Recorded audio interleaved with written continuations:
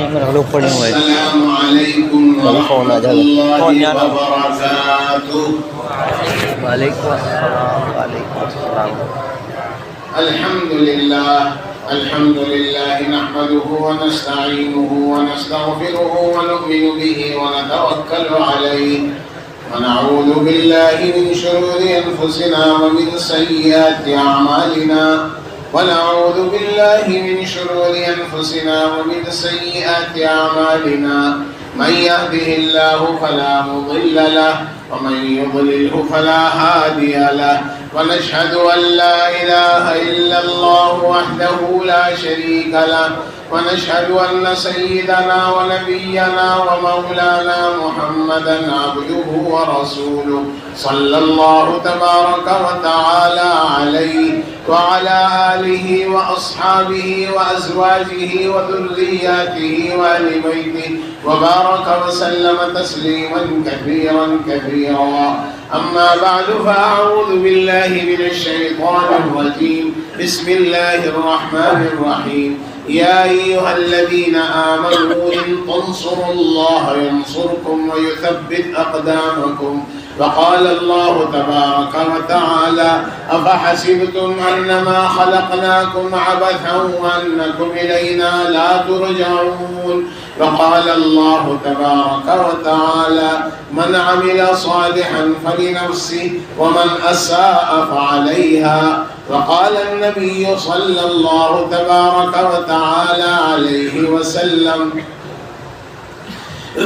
الكيس من دان نفسه وعمل لما بعد الموت والعاجز من أتبع نفسه هواها وتمنى على الله أو كما قال صلى الله عليه وسلم.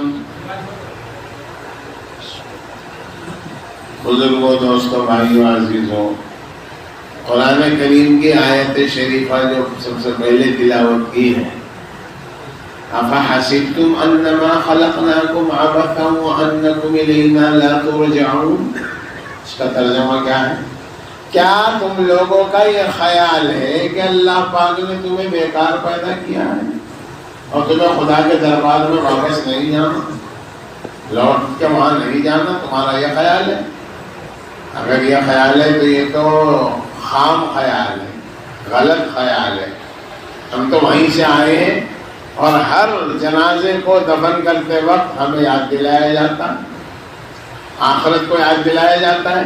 منہا خلقناکم، کیا فرمانے اللہ تعالیٰ؟ مٹی سے تو پیدا کیا تمہیں. وفیہا نعیدکم، اسی میں واپس لوٹا دیں گے.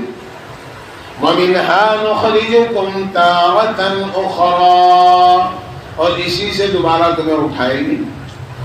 کتنا زبردست نظام ہے، کتنے اندھیروں میں پیدا فرمایا اور پھر یہاں آنے کے بعد کوئی بہت لمبا قیام نہیں ہے، بہت لمبا قیام نہیں، 1000 2000 سال کا یا 500 سال کا، 400 سال کا، بہت مختصر سا قیام ہے. کیا ارشاد فرمایا؟ میری اور میری امت کی عمر 60-70 سال کے درمیان ہے. حضرت پاک نبی 63 سال، حضرت ابو بکر، حضرت عمر سب 63 سال میں چلے. آگے تو بس وہ اللہ کی نظام ہے اللہ کا، ورنہ اصل عمر تو حضرت نے فرمایا 60-70 سال کے درمیان ہے. تو اس کی تیاری کے لیے آنا ہوا. کہاں کی تیاری کی؟ قبر کی. بہت خطرناک معاملہ ہے قبر، کوئی بھی نہیں ہونے کا ساتھ، تنہا بالکل. قبر میں تنہا ہوں گے. اور جو فرمایا جب دفن کر دیں اور وہ مٹی ڈالنے والے واپس چلے تو ان کے جانے کی جوتوں کی آہٹ کو سنایا تھے اللہ تعالیٰ مردے کو کہ وہ جا رہے سو، جوتوں کی آہٹ بھی سنائی تھی. اور وہ جو فرمایا 70 قدم چلتے ہیں بس، اور یہاں تک یہاں سے وہاں تک ہو جائے 70 قدم، اور فوراً فرشتہ آیا. صحابہ کرام جب جا رہے، جب بھی قسمیں کھا کھا کے فرما رہے فزت ورب الکعبہ، رب کعبے کی قسم کامیاب ہو گئے. ایسی محنت کی ایسی نماز پیش کی، ایسے قرآن پیش کیا، ایسے اخلاق پیش کیے، ایسی صفات پیش کی اللہ کے دربار میں کہ اللہ خوش ہو گئے۔ پاک نبی ہدایات دیتے رہے، جو بات ایک مرتبہ کہہ دی دوبارہ کہنے کی ضرورت نہیں پڑی۔ ایسی نماز پیش کی، میں تم سوچ بھی نہیں سکتے اس نماز کو، پڑھنے کی تو بات دور کی ہے، ہم اس کو سوچ بھی نہیں سکتے۔ ایک صحابی کی نوجوان کی ٹانگ کاٹی گئی تہجد پڑھتے ہوئے، اللہ کی قسم اپنی ماں سے کہا اماں میری ٹانگ کہاں؟ کہ بیٹا خراب ہو گئی تھی، کٹوا دی اس کو، کہ مجھے نہیں پتہ چلا۔ کہاں وہ نماز؟ کہ وہ مدینہ پاک کے اور مکہ شریف کے قبرستانوں میں دفن ہو گئی۔ اب جس کا جی چاہے اس کو زندہ کر لے، جس کا جی چاہے اسے دعوت دے دے اس نماز کو۔ وہ والی نماز چاہیے، اور اس دعوتی کام سے یہی چاہا جا رہا ہے، تبلیغ سے یہی چاہا جا رہا ہے، خانقاہ سے یہی چاہا جا رہا ہے، مدرسوں سے یہی چاہا جا رہا ہے، معاشرت سے یہی چاہا جا رہا ہے کہ جو اصل نماز جو حضور نے دی صحابہ کو اس کو زندہ کرو۔ اپنا فائدہ زبردست قسم کا،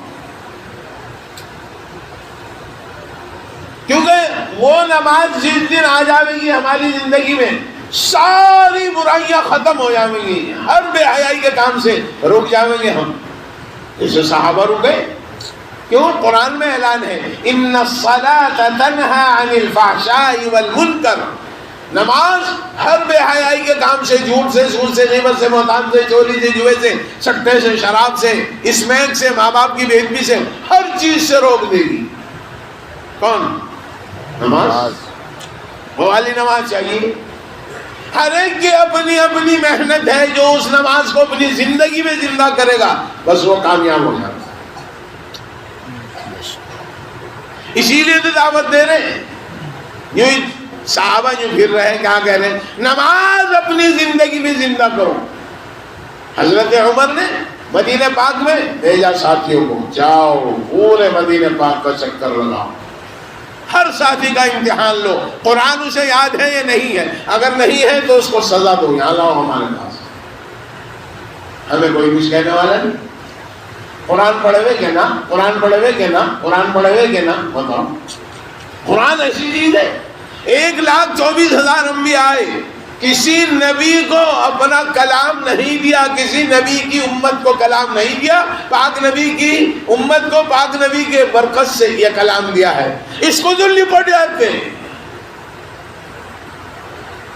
ایسی صفائی ہو اندر سے کہ اس کو لپٹ جائیں قرآن کو، تو بہت دور ہے اس زندگی سے۔ غور فرماؤ، فکر فرماؤ، وہ ہماری زندگی میں وہ والی زندگی زندہ ہو جا۔ ویسے ہی جا رہے ہیں، روانہ ہو رہے ہیں، کفن میں لپٹ کے جا رہے ہیں، کیا ہوا کہ اچانک سفر پیش آ گیا، اچانک سفر پیش آ گیا۔ اور صحابہ کو تو یہ فرمایا، مجھے کچھ نصیحت فرما دیجئے اللہ کے نبی، اذا قمت فی صلاتک فصل صلاة مودع، جب تو نماز پڑھے یہ سوچا کر میری زندگی کی آخری نماز ہے، یہ سوچا کر میری زندگی کی آخری نماز ہے۔ اگر ہمیں پتہ چل جائے کہ ہماری زندگی کی ہم آخری نماز پڑھنا ہے تو کس طرح پڑھیں گے؟ ایسے پڑھیں گے کہ جماعی لے رہے ہیں، کبھی یہاں گزار رہے ہیں، کبھی یہاں گزار رہے ہیں، کبھی وہاں دیکھ رہے ہیں، کبھی وہاں دیکھ رہے ہیں۔ یہ تو نماز کی بے ادبی ہے۔ اما جان عائشہ نے پوچھا نماز پڑھتے ہوئے کبھی وہاں دیکھتے ہیں، کبھی وہاں دیکھتے ہیں، کبھی اوپر نیچے، فرمایا کہ شیطان نے ثواب اچک لیا، اب یہ تو خالی ڈھول ہے، ثواب اچک لیا۔ جس دن صحیح نماز آ جائے گی ایک بھی چہرہ غیر نظر نہیں آنا، سارے ایسے نماز، جس دن ہماری نماز صحیح ہو، اس کی فکر کرو۔ نماز ہماری بھی صحیح ہو جا، کیونکہ قرآن نے اعلان کیا نماز ہر برائی سے روک دے گی، ہر بے حیائی کے کام سے روک دے گی، کیونکہ اتنی زبردست تاثیر ہے اس صحیح نماز میں۔ دنیا کی چیزوں میں ہم دیکھتے ہیں بجلی والا آیا، اس نے تار جوڑا غلط جوڑ دیا اور بٹن دبایا، بلب جلا نہیں، کنیکشن صحیح نہیں کیا۔ ساتھیوں وہی کنیکشن میرا اور آپ کا اللہ کے ذریعے صحیح نہیں ہو رہا، نماز کے ذریعے صحیح کنیکشن۔ نماز کو صحیح پڑھیں، الگ الگ بتایا نماز کے بارے، ایک ایک جز کو بتایا، ایک ایک جز کو بتایا، صحابہ کو سکھائی۔ کھڑے ہونے کی حالت قرآن کریم میں ہے، وَقُومُوا لِلَّهِ قَانِتِينَ، اللہ تعالیٰ کے سامنے سکون سے عاجز بن کے کھڑے ہو جاؤ، دیکھنے سے پتا چلے کہ کوئی غلام اپنے آقا کے سامنے کھڑا، وہ ہے نماز۔ اور جو بھی زندہ کر لے گا اپنی زندگی میں، کہنا صحابہ کی بات تو صحابہ کی ہے، بعد والوں میں بھی ہے وہ نماز۔ ایک بزرگ تہجد پڑھتے تھے اپنے گھر میں، نوافل سنتیں نبی پاک صلی اللہ علیہ وسلم ساری گھر میں پڑھتے تھے، اما جان عائشہ کے حجرے میں، سنتیں بھی نوافل بھی سب گھر میں پڑھتے تھے اما جان عائشہ کے حجرے میں۔ تو نیت باندھی، اور اوپر کیا ہے؟